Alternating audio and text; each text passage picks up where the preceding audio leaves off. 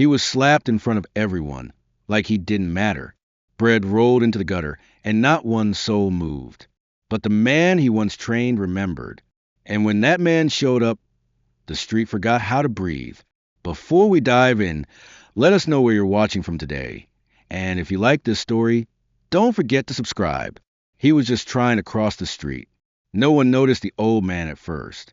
Just another slow step in a fast world. His back was slightly hunched, one hand gripping a carved wooden cane, the other holding a small paper bag close to his chest. The coat he wore was old military issue, olive green, torn at the elbows, the name tag worn to the point of invisibility. Only the shape of it remained, a shadow where letters used to live.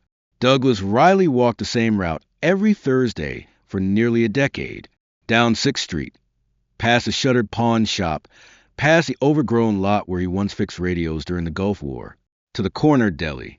He always bought the same things, a loaf of bread, lemon cough drops, and a postcard for his grandson, who was finishing his last year at the military academy.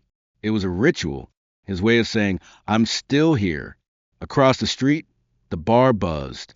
For bikers in leather vests leaned against chrome motorcycles that looked too clean to ride. The tallest one, a man with buzz-cut hair and mirrored sunglasses, laughed as he exhaled cigarette smoke into the open air. He didn't see Douglas at first. None of them did. Just another background blur. Until the old man's coat brushed the end of one of the handlebars. A gentle graze. Nothing more. The bike rocked slightly, but didn't fall. Douglas stopped immediately. He turned, hands raised, voice calm. "Didn't mean to, son. My jacket's thicker than I thought," he said with a slight smile, the kind that asked for understanding without begging for it. But the biker didn't smile back. He stood slowly. His friends fell quiet. The street, for a moment, held its breath.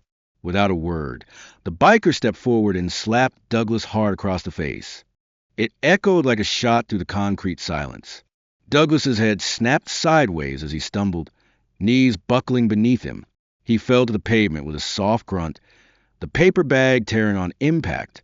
The loaf of bread rolled into the gutter, and the postcard landed face up near the biker's boot. The corner read, "To Nathan, keep going, kid." No one moved. The people on the patio turned their chairs the other way. A man sipping a beer looked down at his phone. A waitress inside the bar peeked through the window, then retreated without a sound. The biker shook his head, muttered something, and went back to his cigarette like nothing had happened. Douglas didn't cry out. He sat up slowly, one leg trembling beneath him, a smear of blood forming at the corner of his mouth. His hand reached, not for his cheek, but for the bread. He picked it up, dusted it off, tried to tuck it back into the ripped bag, as if it still mattered. And to him, it did. 2 passers-by walked around him without slowing down. One even changed direction to avoid stepping too close. His cane had rolled several feet away. He dragged himself toward it, groaning, not from injury, but from the weight of being seen and left alone. He reached a bench near the bus stop and eased himself down. The metal burned cold through his coat.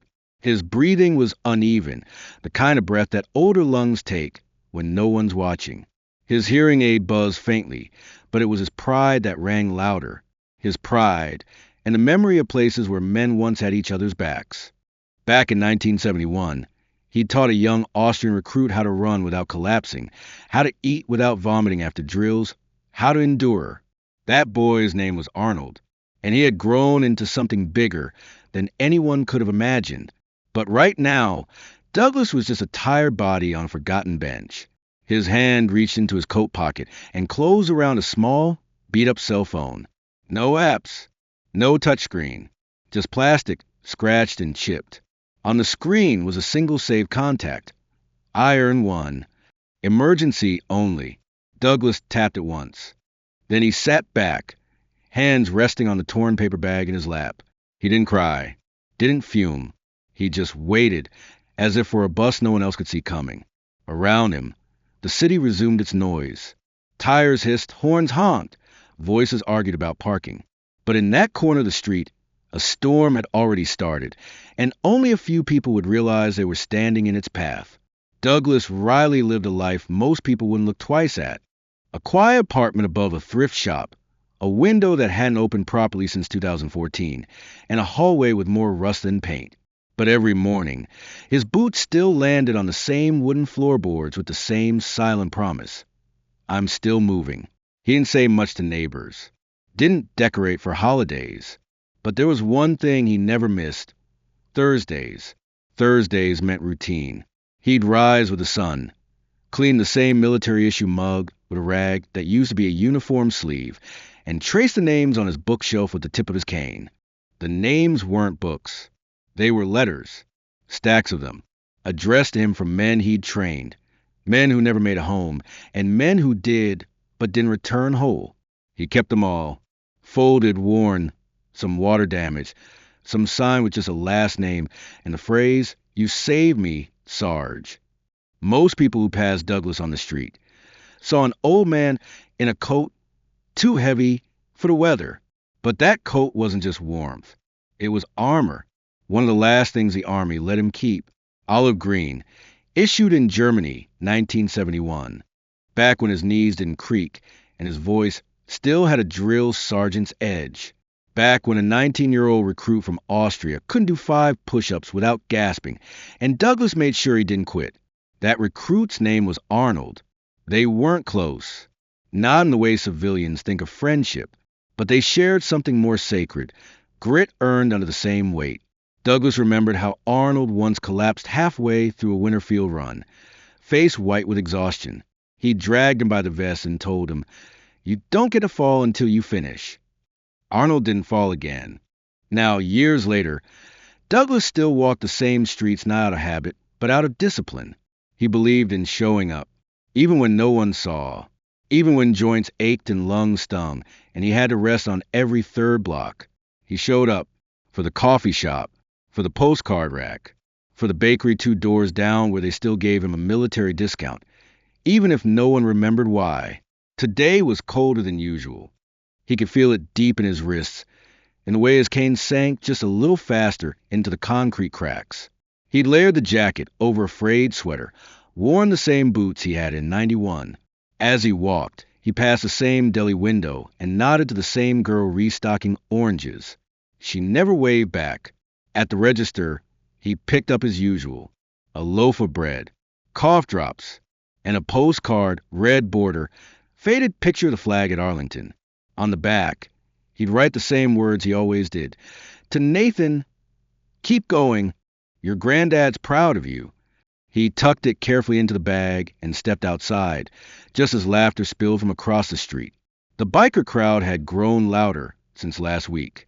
A new voice in the mix, more aggressive, more eager to dominate the space. Douglas noticed, but said nothing. He never minded noise. Noise meant life. What he feared was silence. Silence meant no one cared. He took his steps slow, cautious, the sidewalk now colder beneath his soles. He didn't notice the handlebar, didn't feel the edge of his coat graze it, only stopped when the biker stood. His voice wasn't angry. It was hungry. Hungry to humiliate. Hungry to prove something no one asked him to prove. When the slap landed, Douglas tasted metal. Not blood, memory. The tang of boot camp sweat, of iron tools in desert heat, of metals that meant less than promises never kept. And as the world walked away, Douglas remembered one thing above all. He had never been owed respect, but he had earned it. Every step, every scar, every soldier he sent home breathing. And if the world no longer remembered that, fine, but there was someone who did. Someone who didn't need to be told. Someone who had once been dragged off the ice and told to finish. Someone who always finished. The phone in Douglas's hand wasn't smart. It had no apps, no internet, no notifications to distract him from the world that had already stopped noticing him. It was scratched, scuffed, and older than some of the people who just watched him bleed. But it still worked. And it had one contact saved under the name Iron One. He didn't hesitate. He pressed the green button once, then let the phone drop into his lap. That was all he needed to do. Across the country, the call traveled through old lines, bounced off towers, and landed in a phone that hadn't rung in 3 years. That phone sat on a wooden shelf inside a quiet office. The room belonged to a man who didn't take visitors, didn't keep a calendar, and hadn't answered a call without a reason since he left office. The phone lit up once. No name, no caller ID, just a code he never deleted. Iron one. Arnold stood in silence, one hand still holding a photo of a veteran he had just spoken to at a charity event. He didn't blink. He didn't ask who it was. He just picked up the phone, listened for 2 seconds, then said for words that nobody around him understood, "I'll be there now." He moved like muscle memory. His jacket was already over the chair. His keys were already in his palm. His team tried to follow, but he raised a single hand without looking back, and they froze. No press, no entourage, no security. He wasn't going as a former governor or a celebrity or a symbol. He was going as something else, something older, something forgotten by most, but not by him. Back on the sidewalk, Douglas didn't move. He didn't wipe the blood from his face, didn't speak. He sat upright on the bench like he was waiting for a train, only he could hear. Around him, the world resumed its noise. A siren passed in the distance. Music pulsed faintly from a bar. A mother scolded her child across the street. But no one looked at the man with the torn bag of bread and the postcard that had blood on the corner. He felt the weight of the cane in his hand. Remembered the days that had been a rifle instead. The days when silence meant danger and movement was survival. Today, silence meant shame.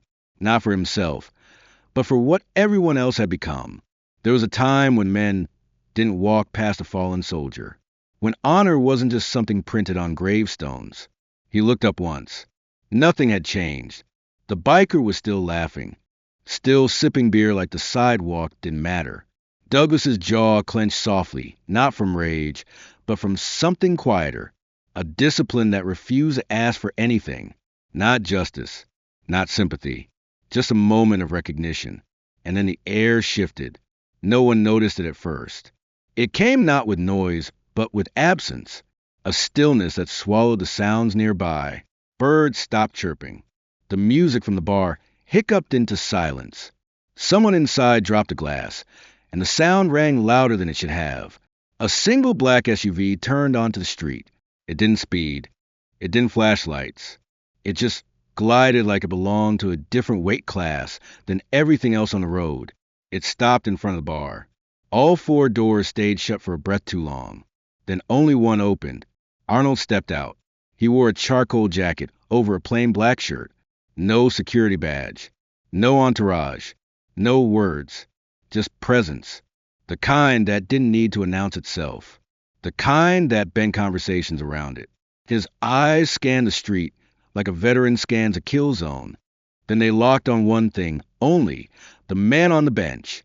He walked with purpose, each step silent, deliberate. The bar crowd fell quiet. The biker sat forward in his seat, frowning slightly, but said nothing. Arnold didn't look left or right, didn't speak to anyone. He walked until he stood before Douglas. And then he knelt. Not fully, not dramatically. Just low enough to place one hand gently on Douglas's shoulder. Douglas blinked once, slowly. His lip trembled, but he didn't speak. Arnold did. "I got your call." Douglas didn't nod. He didn't smile. But his eyes, old and tired, held a glint of something that hadn't surfaced in years. Not pride, not relief, just recognition. The look of a soldier who knew he wasn't alone anymore. For a few seconds, the world forgot to breathe. Arnold stood beside the bench, hand still resting on Douglas's shoulder. He didn't look around. He didn't speak to the crowd. There was no need. His presence alone fractured the normal rhythm of the street. People who had turned away earlier now peeked through windows. Conversations inside the bar choked to a halt. Even the biker, mid-laugh, slowly leaned forward, trying to process what he was seeing. He squinted, confused, not yet recognizing the man, but already feeling the weight of him. Arnold slowly removed his hand and stood tall again. He didn't say a word to Douglas after that. He didn't have to. The message had been delivered in the silence between them. It was a kind of silence soldiers carry when words are too heavy. A nod would have broken the moment, so they didn't nod. They just knew. He turned toward the bar. The street stretched ahead of him, but his focus narrowed. The sunlight caught in his hair, and the wind didn't dare move his coat. He walked. Not quickly, not dramatically, just like someone who had nothing left to prove but still had everything to finish. Each step brought stillness. A woman across the street clutched her child's hand. A server froze mid-pour inside the cafe. Someone behind the blinds recorded with shaky hands. But Arnold never broke stride. Never looked at anyone except the man leaning against the doorway of the bar. The biker who had done the slapping, the laughing, the forgetting. The biker straightened. His smile faded as the shape of the man approaching him became clearer. It wasn't the face that hit him first. It was the posture, the size, the way this stranger moved like he'd already been through war and wasn't impressed by much anymore. Then, like lightning behind the eyes, recognition struck. His jaw slackened. He blinked. It was him. The Arnold. The one from the posters, the speeches, the medals, the headlines. But the man standing here wasn't dressed for any of that. He wasn't playing a role. He wasn't here for cameras. He was here for something far more serious. Arnold stopped just short of the bar's front step. He looked at the biker, not down on him, not through him, just at him. A quiet calculation passed through his eyes. Then his voice, low and measured, cut through the air like a scalpel. "Which one of you hit him?" The biker glanced at his friends. No one stepped forward. No one made a sound. Even the music that had been playing faintly from a speaker near the door had stopped. The only reply was the soft squeak of someone shifting nervously inside. Arnold's gaze never moved. The biker cleared his throat, raised one hand halfway, mocking or defensive. No one could tell. "Look, man," he bumped my bike. "I barely." Arnold took a step closer. Not rushed, not threatening, just close enough to erase the space between doubt and consequence. "He wore that uniform before you were even born," Arnold said, voice calm but heavy. "He trained men who never came back." "He trained me." A murmur rippled through the few bystanders, now gathering quietly at the edges. Someone whispered, "Oh my God." Another pulled out a phone. "You think you made a point," Arnold continued, eyes steady. "But all you did was prove you've never had to earn your place." The biker didn't respond. His arms dropped to his sides. His face twitched with the first signs of regret. Or maybe just fear. Arnold didn't raise his voice. He didn't reach for anything. He simply turned his head slightly, enough to signal behind him. A second later, a matte black vehicle rolled to a stop near the sidewalk. 2 police officers stepped out. No sirens, no lights, just quiet precision. Arnold said nothing more. He pointed once, toward the biker. The cops understood. Handcuffs clicked with the certainty of a closed book. The biker didn't resist. He didn't even look surprised. Just small. Smaller than the man he'd hit. Smaller than the shame that now filled the space he once used to laugh. As the officers led him away, something shifted in the crowd. Heads turned, phones dropped, and silence, once heavy with complicity, began to feel like a chance to begin again. Arnold walked back to the bench. Douglas hadn't moved. Arnold crouched once more beside him, just for a moment. "You called the right number," he said softly. Douglas's lips curled, not into a smile, but into something deeper. A slow breath left his chest, like a weight had rolled off. Arnold stood again, scanning the street, and for the first time since the slap, people started to step forward. The cuffs had barely closed when the shift began. It started as a flicker, just a subtle change in posture. A woman who had been peeking from behind the diner curtain stepped out, still clutching her dish towel like a shield. A boy on a skateboard rolled to stop on the corner, staring in quiet awe. Inside the bar, glasses were set down with more care. People who had turned away now faced forward, not to stare but to see. Arnold didn't wave. He didn't gesture for anyone to come closer. But something in his silence drew them, as if the weight he carried gave everyone else permission to stop carrying their own indifference. The waitress who looked away earlier now stepped forward slowly. Her voice was barely audible, like it hadn't been used for something honest in a long time. "I saw it happen," she whispered. Douglas looked up at her. No anger, Just the quiet curiosity of a man who no longer expected apologies. I should have said something, she added. I'm sorry. Douglas didn't speak. He just gave a small nod and took the clean handkerchief she offered. His hands moved slower now, but there was still strength in the way he dabbed the dry blood from his lip. Not pride, just control. The only thing he'd ever had that no one could take from him. Behind them, the crowd continued to grow, but it didn't feel like a crowd. It felt like a reckoning. A father lifted his child onto his shoulders and pointed toward Douglas, whispering something the boy would remember. Two teens removed their hats. A retired sailor stepped forward in his old flannel, stood at attention and said nothing. A former Air Force mechanic joined him. Then another, and another. A line began to form, not out of ceremony, out of truth. Veterans, civilians, people who had once looked the other way. Now they stood in silence, shoulder to shoulder, forming a quiet wall along the sidewalk. None of them saluted. None of them cried. But something had cracked, and in the space where shame had lived, something older returned. Respect. Real, quiet, earned respect. Arnold stood behind them all. He didn't speak. He let it happen. He understood this wasn't his moment. It belonged to the man on the bench, the one who had bled without raising his voice, who had endured without asking for applause, who had shown in silence what strength really looked like. Douglas watched the line grow. He didn't stand. He didn't need to. For the first time in a very long time, people were willing to lower themselves to meet him at his level, not out of pity, but out of recognition. He straightened his spine slightly, adjusted his coat, not for the cameras. There were none. Not for legacy. He never believed in that. Just to breathe in a little deeper, now that the air felt less heavy. One by one, strangers began to nod. Some whispered, "Thank you." Others simply stood for a moment, then walked on, changed in some small way. No one shouted. No one cheered. It wasn't that kind of scene. It was better. It was real. A young man in a college hoodie stepped forward, holding nothing but a small American flag folded in his hands. He didn't say where he got it. He didn't have to. He knelt beside Douglas and placed it on the bench. "For everything you carried," he said. Douglas looked at him, and for the first time since the slap, something shifted in his expression. Not a smile, but something like peace.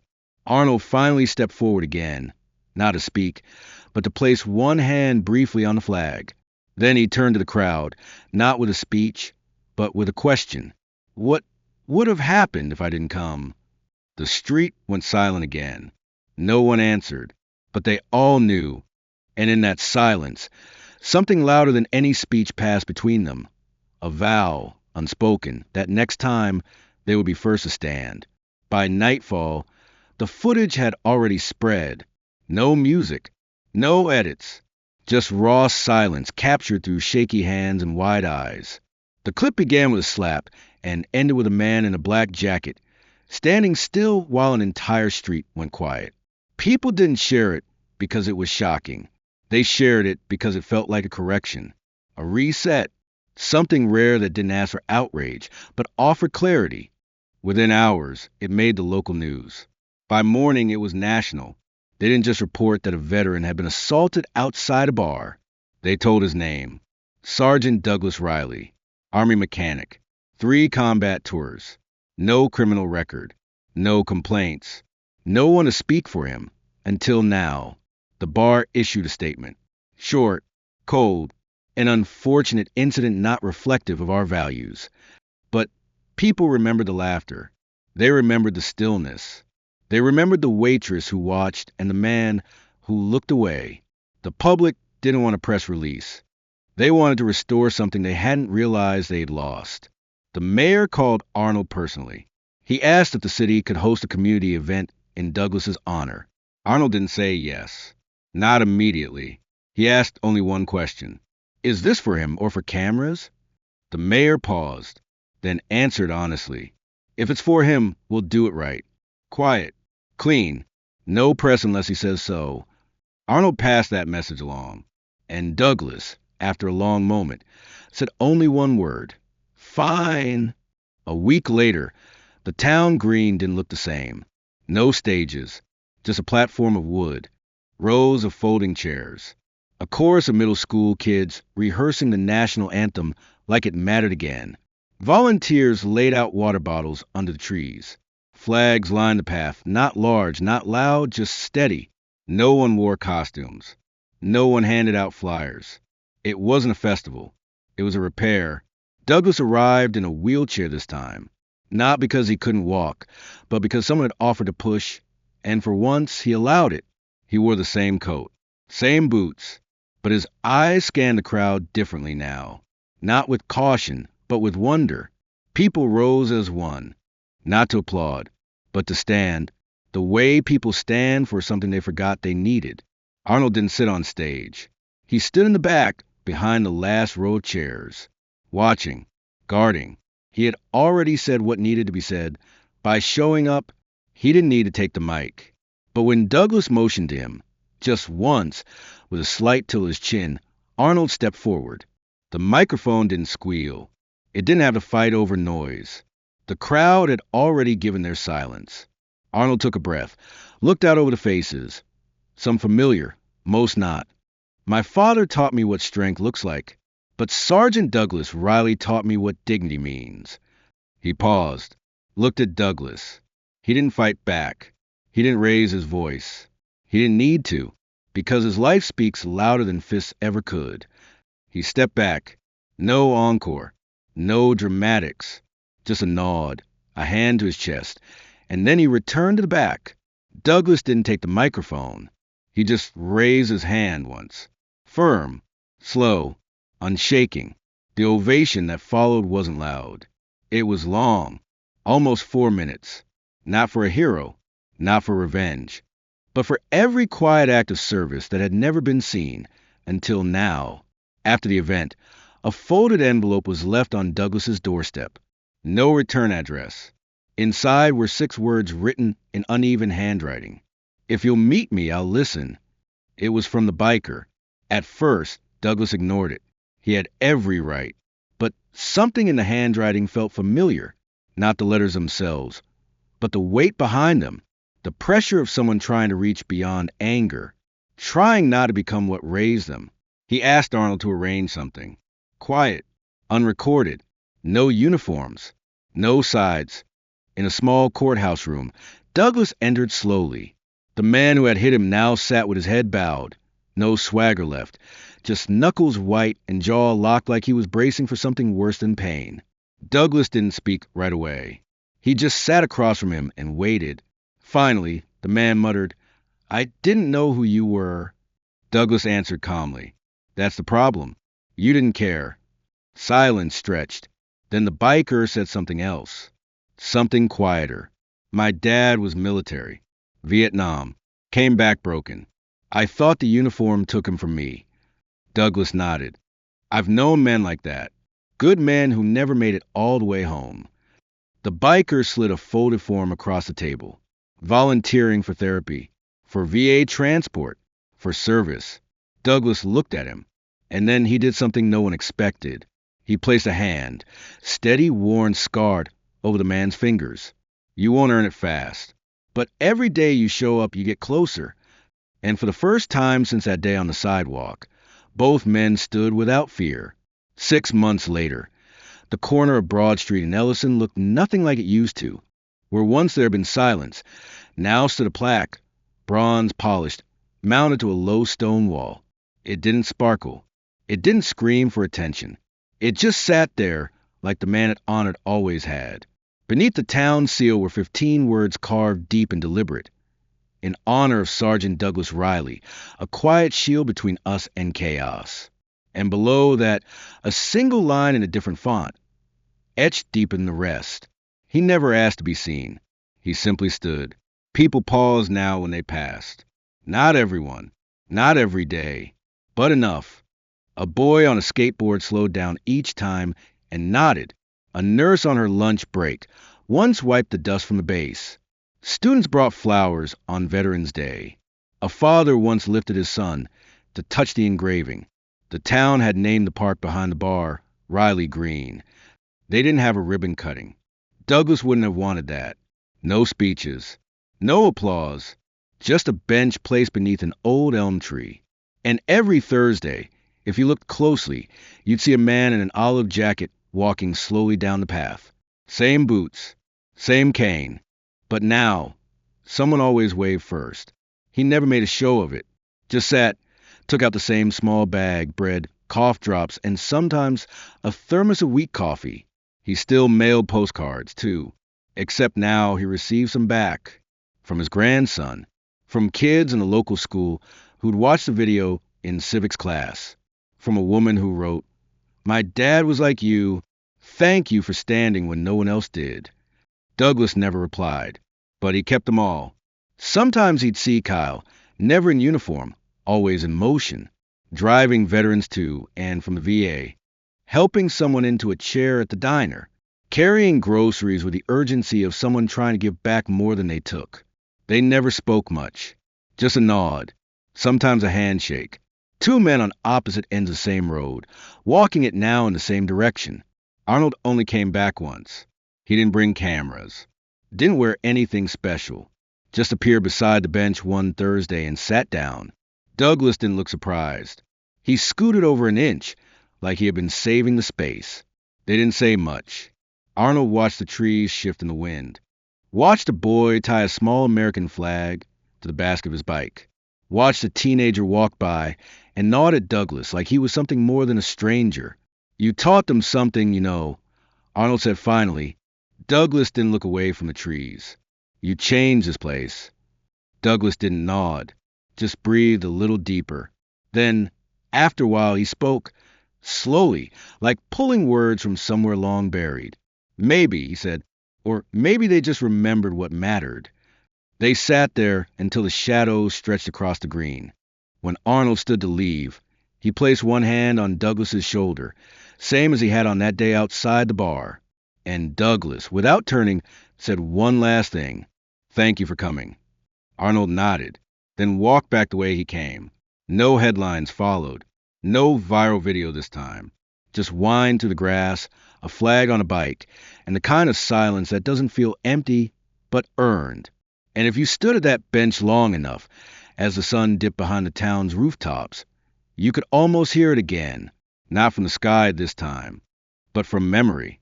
The faint, distant rhythm of rotor blades. The sound of a town that once stood still, because one man refused to fall alone.